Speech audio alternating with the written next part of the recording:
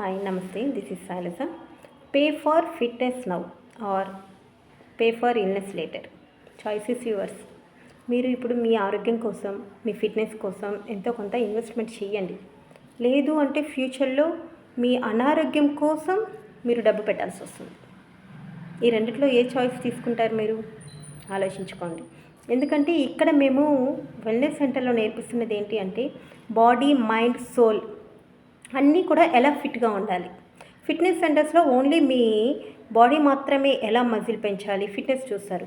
But ఇక్కడ మా wellness సెంటర్లో సోషల్గాను సైకలాజికల్గాను మీ టైం మేనేజ్మెంట్ కావచ్చు, ప్రతి ఒక్కటి మీకు కోచ్గా ఉండటం జరుగుతుంది.